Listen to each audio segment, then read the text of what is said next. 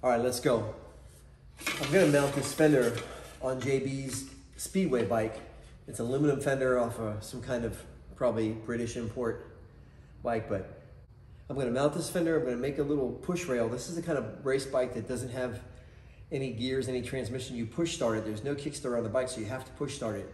So I'm gonna make a little rail that'll support the fender and be able to hold the force that's used to push start the bike. Pretty quick and simple job, but it's still cool to see it get done. I'm gonna want the back of the fender right around the 12 o'clock position where it is there. I'm gonna go ahead and mount it down here at this mounting hole in the bottom of the frame. Then I'll make the rail to hold the back of the fender. I'll put a little small bracket in here, and that's gonna be enough to hold the force of push starting this bike. What's gonna happen is the fender's gonna take a lot of the load from the push start. It's gonna wanna flex and tweak. So with a mount here, and a third mount down here at the bottom, it should be able to really hold a lot of that strain. Took a Sharpie, marked where my hole's gonna go. I'm just gonna drill that baby real quick. All right, watch this trick here real close. This is something I've been doing for a long time. So I marked with a Sharpie at 3/4 inches that I want on the edge of this bracket. Now I lay that line that I made on the edge, and then I'm just gonna roll my bracket without letting it slip all the way across the fender, and then mark it on the other edge. All right? So that's gonna give me the length of my bracket. All I'm gonna do is add another 3/4 of an inch to this end here, and that's my part. It's that simple.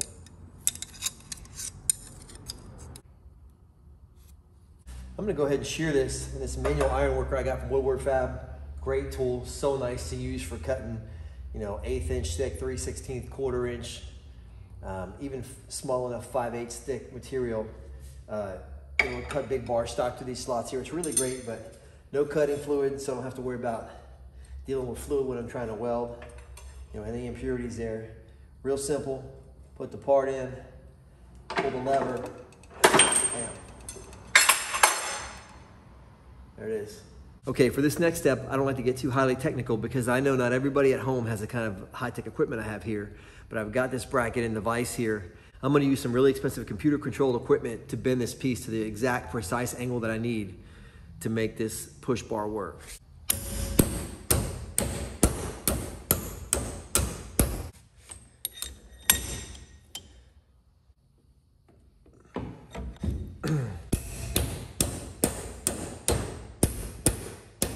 Prepared to take some criticism for this next step, but you only live once. I'm going to use this roller on my slip roll. Give me my shape.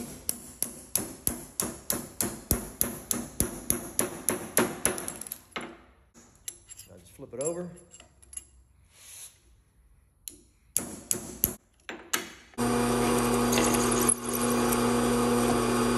All right, since this is a race bike, everything's pretty light duty. You want lightweight.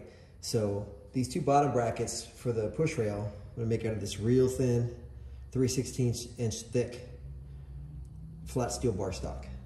I'm gonna drill the ends where they mount to the frame and weld the other end of them to the push bar. I use a longer piece of material to start because it makes it easier for me to handle, and then I'll go ahead and cut it down when I'm done.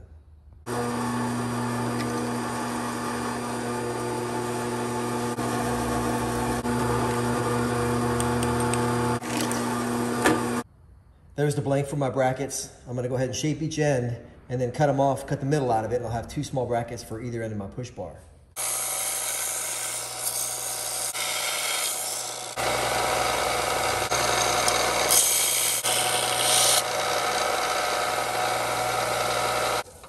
So there you have it. Like I mentioned, I left the thing long because it just gives me more material to work with to hold it. It gets hot when you're sanding it. So leaving it longer gives me more material to work with. And then I'll just go ahead and cut it off in two different spots.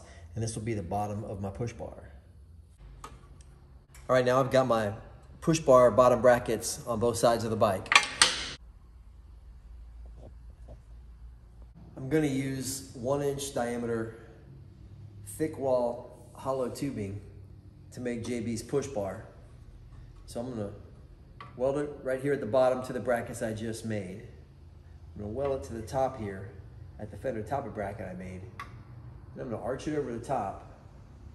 This will come around and meet the other side and perfectly fit you know, with no measurement.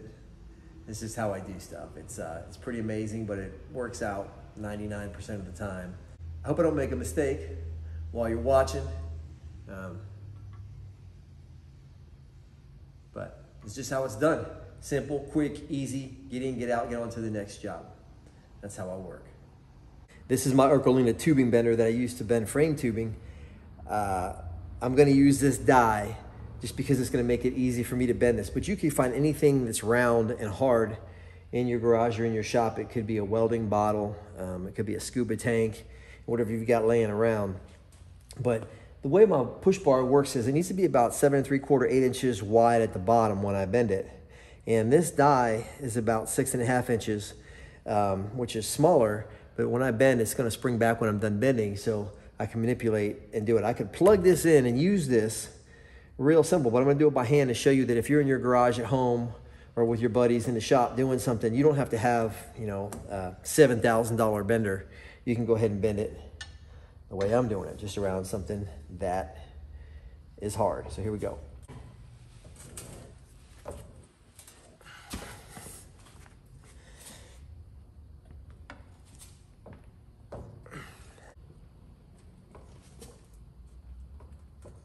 That's what you call keeping it caveman.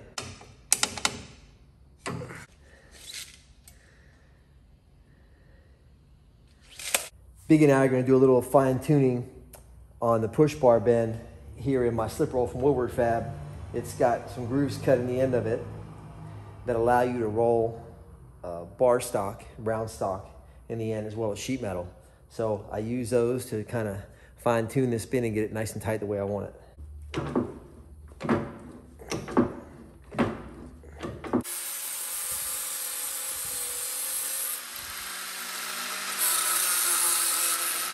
Here's a look from the rear, how the push bar looks. I'm gonna get ready to weld right here now. Once I get that weld done, I can kind of tweak the fender, tweak the top mount, get it exactly where I want it, and have this thing perfectly centered in the bike.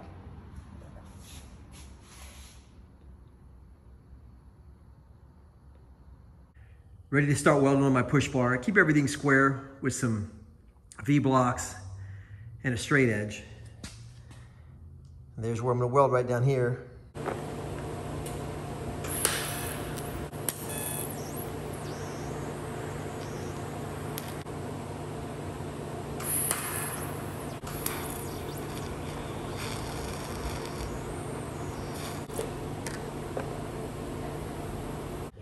All right, here's some shit hot grinding action.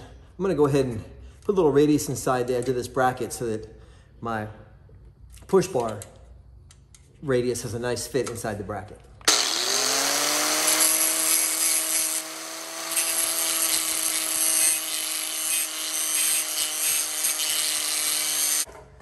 All right, so there's a good rough fit with the push bar with the fender mounted to the frame.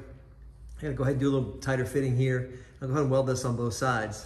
Then I've got a good joint there, and all I have to do left is put this third mount in right here on the frame crossbar, and we're done. Ready to weld this fender mount to the push rail. I got my door open, so I gotta bend the back of this TIG rod over, because invariably when I weld with the door open, somebody's gonna walk in behind me and stick their face over my shoulder. I'm gonna poke them in the eye with the sharp end of the TIG rod, so I always bend the end of it over if I got a door open so I don't poke somebody's eyeballs out. Little tip there for you beginning TIG welders, but here we go, I'm gonna make this happen.